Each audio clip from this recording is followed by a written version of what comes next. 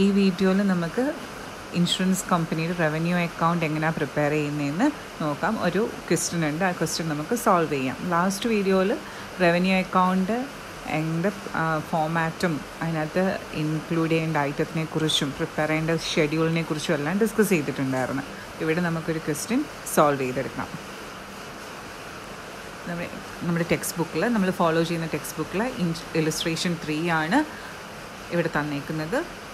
So here information for the year ended 31st March 2007 is given to you, and it is the balances of Agila Assurance Company Limited. In Agila Assurance Company the trial balance figures ആണ് തന്നിരിക്കുന്നത്, and we were asked to prepare a revenue account for the year ended 31st March 2017. ഓരോ ഐറ്റവും നമുക്ക് എവിടെ വരും എന്ന് നോക്കിയിട്ട് discuss ചെയ്തിട്ട് പോവാം. അപ്പോൾ then it will be easy for you to prepare the revenue account. അപ്പോൾ ആദ്യത്തെ ഐറ്റം പ്രീമിയം. റവന്യൂ അക്കൗണ്ട് എന്ന് പറയുമ്പം ഓർമ്മ വേണം, നമ്മൾ റവന്യൂ അക്കൗണ്ടിൽ എങ്ങനെയാണ് എഴുതുന്നത്? എ പാർട്ട് എന്ന് പറയുന്നത് ഇൻകം മാത്രമുള്ള പാർട്ട്, പിന്നീട് ബി പാർട്ടും സി പാർട്ടും എക്സ്പെൻസുകളാണ്. ഡി പാർട്ടിൽ നമ്മൾ സർപ്ലസ് റെക്കോർഡ് ചെയ്യും, ഇ പാർട്ടിൽ അപ്രോപ്രിയേഷൻ എന്തെങ്കിലും ഉണ്ടെങ്കിൽ അത് റെക്കോർഡ് ചെയ്യും. ആ രീതി, ആ ഫോമാറ്റ് മനസ്സിലോട്ട് വരണം. ഇനി നമുക്ക് നോക്കാം ഓരോന്നും. പ്രീമിയം ഇസ് എൻ ഇൻകം ആയതുകൊണ്ട് അതെവിടെ വരും? പാർട്ട് എയിലാണ്. ഇതിന് ഷെഡ്യൂളും പ്രിപ്പയർ ചെയ്യണം. ഓക്കെ, റവന്യൂ അക്കൗണ്ടിലുള്ള റെക്കോർഡ് ചെയ്യുന്ന എല്ലാ ഐറ്റത്തിനും നമുക്ക് ഷെഡ്യൂൾ വേണ്ട, 4 ഷെഡ്യൂൾസ് മാത്രം മതി. ബാക്കി ഐറ്റംസ് എല്ലാം നമ്മൾ ഡയറക്റ്റ്ലി റവന്യൂ അക്കൗണ്ടിലോട്ട് അങ്ങ് എഴുതുകയാണ് ചെയ്യാറുള്ളത്. Okay, so first item premium എന്ന് പറയുന്ന ഇൻകം ആണ്. ഇൻകം എ പാർട്ടിൽ വരുന്നതാണ്, ഷെഡ്യൂൾ 1ലും കാണിക്കേണ്ടതാണ്. Okay, then reinsurance premium ceded, this is also shown as an income. Reinsurance പ്രീമിയമും നമ്മൾ ഇൻകത്തിൻ്റെ അണ്ടറിലാണ്, എ പാർട്ടിലാണ് വരുന്നത്. പക്ഷെ ഓർത്തിരിക്കണം, ഇത് നമ്മുടെ ഇൻകം അല്ല, ഇത് നമ്മൾ നമ്മുടെ ഒരു ബിസിനസ് മറ്റൊരു ഇൻഷുറൻസ് കമ്പനിക്ക് ട്രാൻസ്ഫർ ചെയ്ത് കൊടുത്തതാണ്. So this is not our income, so we have to deduct this figure. അത് ഓർത്തോണം കേട്ടോ. Reinsurance premium ceded. ഷെഡ്യൂളിലൊന്നും എഴുതണ്ട, ഷെഡ്യൂൾ 1ൽ വരുന്നതല്ല, സെപ്പറേറ്റ് ആയിട്ട് നമ്മൾ റവന്യൂ അക്കൗണ്ടിൽ ഡയറക്റ്റ്ലി കാണിക്കുകയാണ് ചെയ്യുന്നത്. Next is consideration for annuities granted, this is an income. എവിടെ വരുന്ന? എ പാർട്ടിൽ വരുന്നതാണ്. എ പാർട്ടിൽ 3 ഹെഡിങ്സ് എന്നല്ലേ പറഞ്ഞു തന്നത്. 1 is premium earned, next income from other investment, then operating income. അപ്പോൾ ഇതെന്ന് പറയുന്നത് ഓപ്പറേറ്റിംഗ് ഇൻകം 3ാമത്തെ പാർട്ടിൽ വരുന്നതാണ്. ഡയറക്റ്റ്ലി അങ്ങ് എഴുതിയാൽ മതി. Consideration for annuities granted 18 lakh.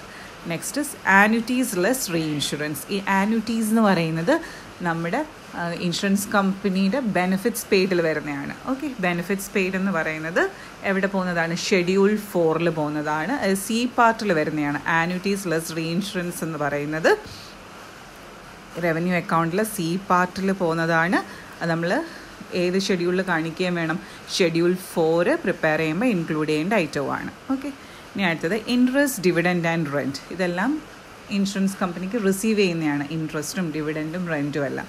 ഇത് ഇൻകം ആണ്. ഇൻകം ആയതുകൊണ്ട് എ പാർട്ടിൽ വരുന്നതാണ്. എ പാർട്ടിൽ ഇൻകം ഫ്രം അതർ ഇൻവെസ്റ്റ്മെൻറ്റ് എന്ന് പറഞ്ഞൊരു ഹെഡിങ് നമ്മൾ കാണിക്കില്ലയോ, അവിടെ വരുന്നതാണ് ഈ point. Interest, dividend and rent.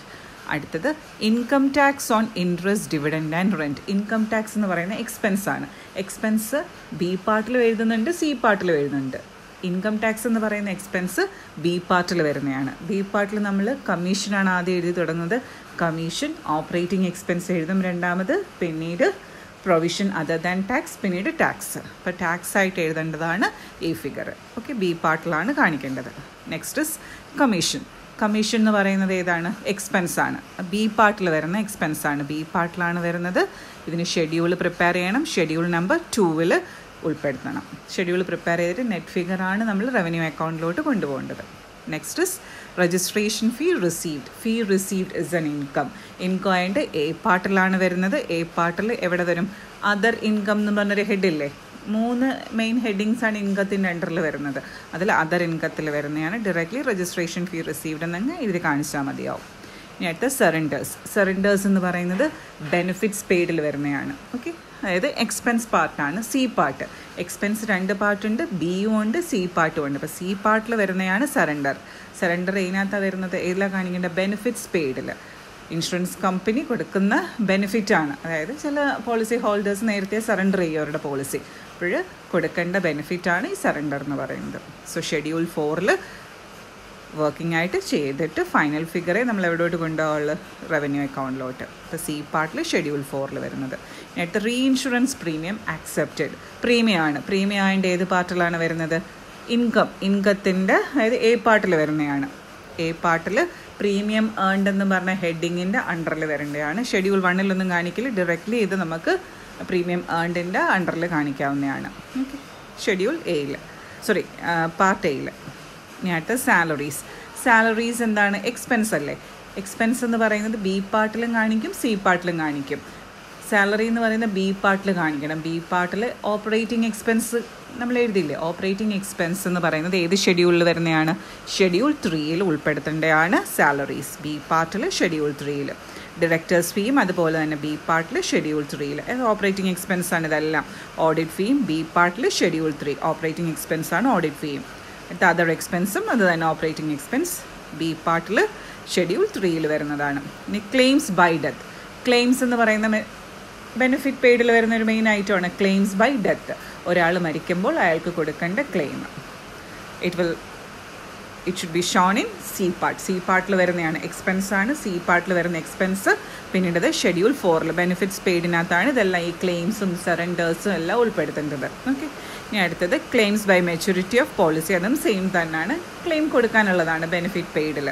C പാർട്ടിൽ ഷെഡ്യൂൾ 4 കാണിക്കണം. ഇനി അടുത്ത interim bonus paid. Interim bonus paid എന്ന് പറയുന്നത് ഷെഡ്യൂൾ ഒന്നും പ്രിപ്പയർ ചെയ്യേണ്ടത്. Bonus is an expense. ഏത് പാർട്ടിൽ വരുന്നതാണ്? ബി പാർട്ടിലാണോ സി പാർട്ടിലാണോ എന്ന് ചിന്തിക്കുക. സി പാർട്ടിൽ വരുന്നതാണ്. അതായത് ബെനിഫിറ്റ്സ് പെയ്ഡ് കഴിഞ്ഞിട്ടാണ് നമ്മൾ അടുത്ത ഐറ്റമാണ് ബോണസ് കാണിക്കുന്നത്. അപ്പോൾ അവിടെയാണ് എന്ത് എഴുതണം? Interim bonus paid. ഡയറക്റ്റ്ലി അങ്ങ് കാണിക്കാം. ഷെഡ്യൂളിൽ വർക്കിംഗ് ഒന്നും ചെയ്യുമൊന്നും വേണ്ട. ഓക്കെ. അപ്പോൾ സി പാർട്ടിൽ കാണിക്കണം. ഇനി ഇത്രയേ ഉള്ളൂ. ട്രയൽ ബാലൻസിലെ ഫിഗേഴ്സ് ഇത്രയേ ഉള്ളൂ. ഇനി അഡ്ജസ്റ്റ്മെൻറ്റിൽ ഒരു കാര്യം പറയുന്നുണ്ട്. എന്താണെന്ന് നോക്കാം. Premium outstanding. Premium is an income. അപ്പോൾ income outstanding on 31st March 2017. അതായത് income outstanding on closing date amounts to ₹110,000. അഡ്ജസ്റ്റ്മെൻറ്റിൽ വരുന്ന നമ്മൾ രണ്ടിടത്ത് അഡ്ജസ്റ്റ് ചെയ്യണം. അറ്റ്ലീസ്റ്റ് രണ്ടിടത്ത് അഡ്ജസ്റ്റ് ചെയ്യണമെന്നാണ് പഠിച്ചു വെച്ചിരിക്കുന്നത്. പക്ഷേ ഇവിടെ നമ്മൾ ബാലൻസ് ഷീറ്റ് ഒന്നും പ്രിപ്പയർ ചെയ്യുന്നില്ല. അതുകൊണ്ട് എവിടെ മാത്രം നിങ്ങൾ അഡ്ജസ്റ്റ് ചെയ്താൽ മതിയാവും? റവന്യൂ അക്കൗണ്ടിൽ വരുന്ന ഐറ്റം ആണോ എന്ന് ചിന്തിക്കുക. വരുമല്ലോ, റവന്യൂ അക്കൗണ്ടിൽ ഇൻകം ആയിട്ട് വരും. ഇത് കറണ്ട് ഇയേഴ്സ് ഇൻകം ആണ്. So we need to add it to premium. കിട്ടാനുള്ളതാണ്, കിട്ടിയിട്ടില്ല. പ്രീമിയത്തിൻ്റെ കൂടെ ആഡ് ചെയ്യണം. അത് ഷെഡ്യൂൾ 1 അത് ചെയ്യേണ്ടത്, പ്രീമിയത്തിൻ്റെ അഡ്ജസ്റ്റ്മെൻറ്റ്. ഓക്കെ. പ്രീമിയത്തിൽ ഷെഡ്യൂൾ 1 എഴുതാൻ പാടില്ലാത്ത രണ്ടെണ്ണേ ഉള്ളൂ. റീഇൻഷുറൻസ് പ്രീമിയം സീഡഡും റീഇൻഷുറൻസ് പ്രീമിയം ആക്സെപ്റ്റഡും. അത് നമ്മൾ ഡയറക്റ്റ്ലി അങ്ങ് റവന്യൂ അക്കൗണ്ടിൽ കാണിക്കുവാണ് ഇൻകം ഹെഡിങ്ങിൽ എ പാർട്ടിൽ കേട്ടോ. അപ്പോൾ ഇത് പ്രീമിയം ഷെഡ്യൂളിൽ കാണിക്കേണ്ടതാണ്. ഷെഡ്യൂൾ 1 നമുക്ക് തന്നിരിക്കുന്ന ട്രയൽ ബാലൻസിങ് തന്നിരിക്കുന്ന പ്രീമിയത്തിൻ്റെ കൂടെ add outstanding premium on closing date 110,000. Okay. ഇത് ബാലൻസ് ഷീറ്റ് പ്രിപ്പയർ ചെയ്യുമായിരുന്നെങ്കിൽ ഇത് എന്തായിട്ടും കൂടെ വരുമായിരുന്നു? Income outstanding is an asset ആയിട്ട് വരും. ഇവിടെ നമ്മൾ ബാലൻസ് ഷീറ്റ് പ്രിപ്പയർ ചെയ്യാത്തതുകൊണ്ട് അതിനെക്കുറിച്ച് നിങ്ങൾ ബോധർ ചെയ്യേണ്ട. അടുത്ത ക്ലെയിംസ് ഔട്ട്സ്റ്റാൻഡിങ്ങും ഉണ്ട്. എത്രയാണ്? 60,000. ക്ലെയിംസ് ഔട്ട്സ്റ്റാൻഡിങ് എന്ന് പറയുന്നത് ക്ലെയിം എന്ന് പറയുന്നത് ബെനിഫിറ്റ് ആണ്, ബെനിഫിറ്റ് പെയ്ഡ് എക്സ്പെൻസ് ആണ്. അത് ഷെഡ്യൂൾ 4 നമ്മൾ വർക്കിംഗ് ചെയ്യാറുണ്ട്. അപ്പോൾ എന്ത് ചെയ്യണം? ക്ലെയിമിൻ്റെ കൂടെ ഇത് ആഡ് ചെയ്യണം. ഇനിയും കൊടുക്കാനുണ്ടെന്നാണ് ഈ വർഷത്തത്. ഇനിയും കുറച്ചും കൂടെ പെൻഡിങ് ഉണ്ട്, ഔട്ട്സ്റ്റാൻഡിങ് ഉണ്ട്. കൊടുക്കാനുള്ളത് നമ്മൾ ഇതുവരെയും കൊടുത്തിട്ടുള്ള എത്ര രൂപയാണ്? 60,000. ക്ലോസിംഗ് ഡേറ്റിലെ ഇൻഫർമേഷൻ ആയിട്ട് ക്ലോസിംഗ് ഔട്ട്സ്റ്റാൻഡിങ് എന്താ ചെയ്യേണ്ടത്? ഈ വർഷത്തെ എക്സ്പെൻസാണ്, അതിൻ്റെ കൂടെ ആഡ് ചെയ്യുക. അതായത് ഷെഡ്യൂൾ 4 ഈ അഡ്ജസ്റ്റ്മെൻറ്റ് കാണിക്കേണ്ടത്.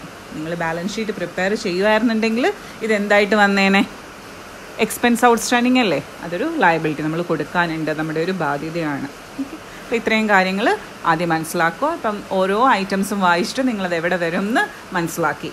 റവന്യൂ അക്കൗണ്ടിൽ എ പാർട്ടിലാണോ ബി പാർട്ടിലാണോ സി പാർട്ടിലാണോ വരുന്നതെന്ന് മനസ്സിലാക്കി. അതിനുശേഷം നമ്മൾ എന്താ ചെയ്തത്?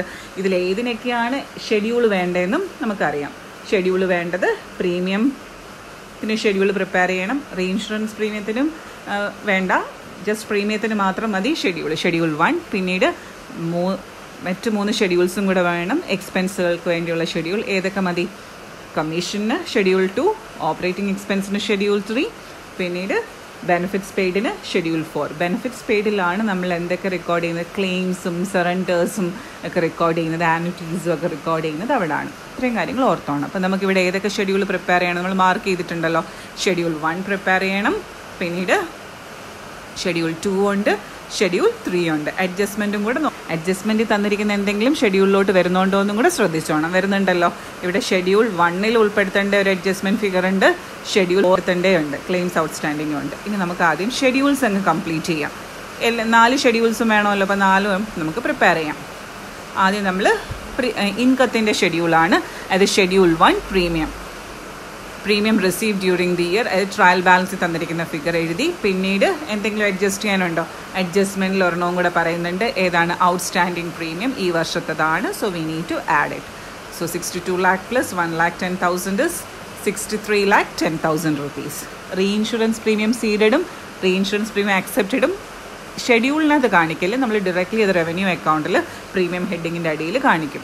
ഈ എമൗണ്ട് 63,10,000 എഴുതിയതിന് ശേഷം റീഇൻഷുറൻസ് പ്രീമിയം സീഡഡും അക്സെപ്റ്റഡും ഒക്കെ ഉണ്ടെങ്കിൽ അതിൻ്റെ അണ്ടറിലോട്ടാണ് കാണിക്കുന്നത്, അല്ലാതെ ഷെഡ്യൂളിൽ കാണിക്കേണ്ട ആവശ്യമില്ല. ഓക്കെ, ഷെഡ്യൂളിൽ ഇനി വരാൻ പറ്റുന്ന ഏതൊക്കെയാണെന്ന് ലാസ്റ്റ് വീഡിയോയിൽ പറയുന്നുണ്ട്. പ്രീപെയ്ഡ് ഉണ്ടെങ്കിൽ അഡ്ജസ്റ്റ് ചെയ്യണം, ബോണസ് ഇൻട്രൊഡക്ഷൻ ഓഫ് പ്രീമിയം ഉണ്ടെങ്കിൽ അഡ്ജസ്റ്റ് ചെയ്യണം. അതൊന്നും തന്നെ ഈ ക്വസ്റ്റ്യനിലില്ല. ആകെ ഒരു അഡ്ജസ്റ്റ്മെൻറ്റേ പറയുന്നുള്ളൂ. അപ്പോൾ അത് കഴിഞ്ഞു. ഇനി ഷെഡ്യൂൾ 2 എന്ന് പറയുന്ന കമ്മീഷൻ അല്ലേ. അപ്പോൾ കമ്മീഷൻ ഇത് പ്രിപ്പയർ ചെയ്തു. ട്രയൽ ബാലൻസിൽ കമ്മീഷൻ പെയ്ഡ് തന്നിട്ടുണ്ട്. എത്ര? 4,50,000. പിന്നീട് എന്താണ്? കമ്മീഷൻ ഔട്ട്സ്റ്റാൻഡിങ്ങോ പിന്നെ ഈ റീഇൻഷുറൻസ് കമ്മീഷൻ അക്സെപ്റ്റഡിൻ്റെയോ കമ്മീഷൻ ഓൺ റീഇൻഷുറൻസ് സീഡഡ് ഒക്കെ ഉണ്ടെങ്കിൽ അതും കൂടെ അഡ്ജസ്റ്റ് ചെയ്യണമായിരുന്നു. അങ്ങനെ ഒന്നും തന്നെ പറയുന്നില്ല, പ്രത്യേകിച്ച് ഒരു അഡ്ജസ്റ്റ്മെൻറ്റും ഇല്ല. 4,50,000 തന്നെയാണ് ഫൈനൽ നെറ്റ് ഫിഗർ. ഓക്കെ, പിന്നീട് ഷെഡ്യൂൾ 3ൽ 2-3 ഐറ്റംസ് നമ്മൾ കണ്ടായിരുന്നു. Schedule 3 means operating expenses. ഏതൊക്കെയാണ്? സാലറീസ്, ഡയറക്ടേഴ്സ് ഫീ, ഓഡിറ്റ് ഫീ, അതർ എക്സ്പെൻസ്. ഇതിനൊന്നും ഔട്ട്സ്റ്റാൻഡിംഗ് ഒന്നും പറയുന്നില്ല, അല്ലെങ്കിൽ പ്രീപെയ്ഡ് ഒന്നും പറയുന്നില്ല. അതുകൊണ്ട് ജസ്റ്റ് ഈ ഫിഗേഴ്സ് എല്ലാം കൂടെ ആഡ് ചെയ്തെടുക്കുക. Total 3,75,000.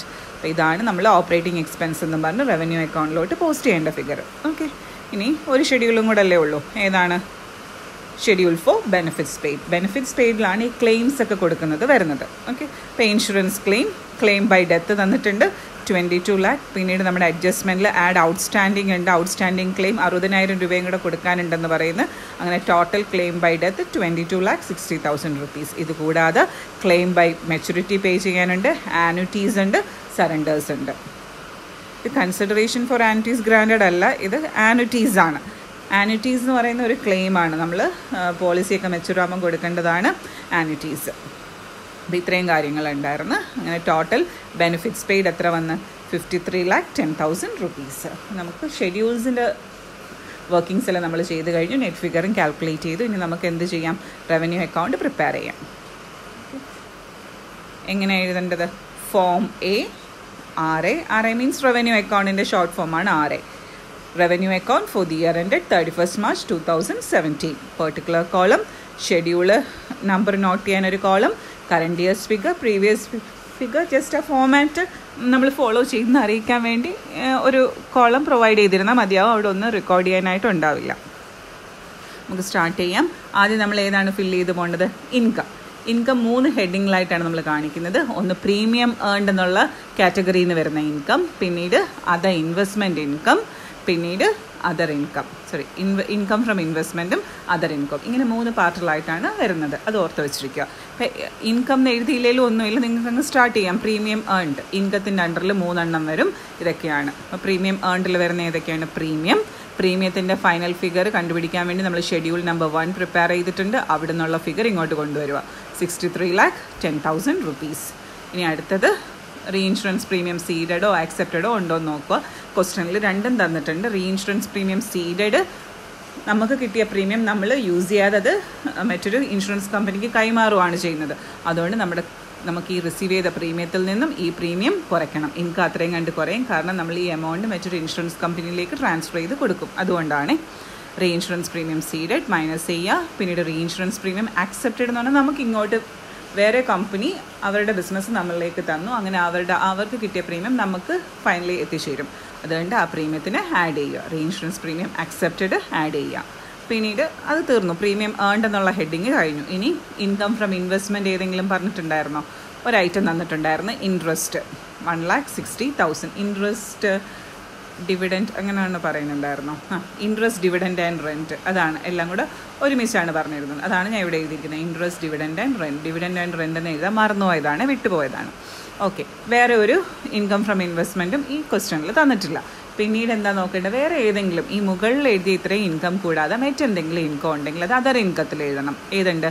Consideration for annuities granted, annuity അല്ല കൺസിഡറേഷൻ ഫോർ ആനുറ്റീസ് ഗ്രാൻഡഡ് ആണ് 18 lakh. പിന്നീട് രജിസ്ട്രേഷൻ ഫീസ് റിസീവ്ഡ് ഉണ്ട്, അത് 15,000. അപ്പോൾ ഇത്രയേ ഉള്ളൂ ഇൻകം പാർട്ട്. അതായത് എ പാർട്ടിൻ്റെ ടോട്ടൽ എടുക്കുക. അങ്ങനെ ടോട്ടൽ ഇൻകം എത്ര വന്ന് 80,35,000 rupees. കഴിഞ്ഞ് ഇനി നമുക്ക് എക്സ്പെൻസ് എഴുതി തുടങ്ങാം. എക്സ്പെൻസ് 2 പാർട്ടിലായിട്ടാണ് വരുന്നത്, ബി പാർട്ടിലും സി പാർട്ടിലും. ആദ്യം ബി പാർട്ടിലുള്ള എക്സ്പെൻസുകൾ എഴുതാം. ബി പാർട്ടിൽ ആദ്യമായി വരുന്ന എക്സ്പെൻസ് കമ്മീഷനാണ്. അതായത് ഈ ഏജൻസിനെല്ലാം അവർ ബിസിനസ് പ്രൊക്യൂർ ചെയ്ത് തരുന്നതിന് ഇൻഷുറൻസ് കമ്പനി ഏജൻസിന് കമ്മീഷൻ കൊടുക്കണം. അതൊരു എക്സ്പെൻസാണ് കമ്പനിക്ക്. അപ്പോൾ അതാണ് നമ്മൾ ആദ്യം ചെയ്യാൻ പോകുന്നത്, കമ്മീഷൻ നമ്മൾ ഷെഡ്യൂൾ പ്രിപ്പയർ ചെയ്തായിരുന്നല്ലോ, ഞാൻ കാണിച്ചു തന്നു. അതിനകത്ത് പ്രത്യേകിച്ച് അഡ്ജസ്റ്റ്മെൻ്റ് ഒന്നുമില്ല. കമ്മീഷൻ ഷെഡ്യൂൾ നമ്പർ 2 പ്രത്യേകിച്ച് അഡ്ജസ്റ്റ്മെൻ്റ് ഒന്നും ഇല്ലായിരുന്നു. ക്ലെയിം പെയ്ഡ് എന്ന് പറഞ്ഞ് ട്രയൽ ബാലൻസ് തന്നിരുന്ന ഫിഗർ തന്നെയാണ് 4,50,000. ഇനി അതിന് ശേഷം അടുത്ത എക്സ്പെൻസ് ബി പാർട്ടിൽ വരുന്ന അടുത്ത എക്സ്പെൻസ് എന്ന് പറയുന്നത് ഓപ്പറേറ്റിംഗ് എക്സ്പെൻസ് ആണ്, ഷെഡ്യൂൾ 3. അത് നമ്മൾ ചെയ്തിട്ടുണ്ടായിരുന്നു. ഫൈനൽ നെറ്റ് ഫിഗർ വന്ന് എത്രയായിരുന്നു? 3,75,000 rupees. പിന്നെ അടുത്തതായിട്ട് നമ്മൾ എഴുതുന്നത് provision other than income tax ആണ്. അതൊന്നും തന്നെ ഇല്ല, provision other than income tax ഒന്നും ഇല്ല. പിന്നീട് ഏതേ ഉള്ളൂ? ഇൻകം ടാക്സേ ഉള്ളൂ. ഇൻകം ടാക്സ് പറയുന്നുണ്ട് ക്വസ്റ്റ്യനിൽ, അത് 32,000. ഇതിനൊന്നും ഇൻകം ടാക്സിനൊന്നും ഷെഡ്യൂളില്ല കേട്ടോ. ഇങ്ങനെ ബി പാർട്ടിലുള്ള എക്സ്പെൻസുകളെല്ലാം കഴിഞ്ഞു. അപ്പോൾ എന്ത് ചെയ്യണം? ടോട്ടൽ ഓഫ് ബി ചെയ്യുക. ടോട്ടൽ ഓഫ് ബി എത്ര വന്ന്? ഇത് കമ്മീഷനും ഓപ്പറേറ്റിംഗ് എക്സ്പെൻസും ഇൻകം ടാക്സും കൂടെ കൂട്ടിയപ്പം എക്സ്പെൻസ് എത്ര വന്നു? ബി പാർട്ടിലെ എക്സ്പെൻസ് 8,57,000 rupees എന്ന് വന്നു. ഓക്കെ, ഇനി എക്സ്പെൻസ് കഴിഞ്ഞാൽ ഇനിയുണ്ട് സി പാർട്ടിലും കൂടെ കുറച്ച് എക്സ്പെൻസുകൾ എഴുതാനുണ്ട്. ആദ്യമായിട്ടുള്ളത് ബെനിഫിറ്റ്സ് പെയ്ഡ് എന്ന് പറഞ്ഞാൽ ക്ലെയിമും ആനുറ്റീസും സറണ്ടേഴ്സും ഒക്കെയാണ് ക്ലെയിംസ്, പോളിസി ഹോൾഡേഴ്സിന് കൊടുക്കുന്ന ക്ലെയിംസ്. അപ്പോൾ അത് നമ്മൾ ബെനിഫിറ്റ്സ് പെയ്ഡ് എന്ന് പറഞ്ഞ ഷെഡ്യൂൾ പ്രിപ്പയർ ചെയ്ത് കണ്ടുപിടിച്ചിട്ടുണ്ടായിരുന്നു. ആ ഫിഗർ അതാണ് 53,10,000 rupees. ഷെഡ്യൂൾ 4 നമുക്ക് കിട്ടി 53,10,000 rupees.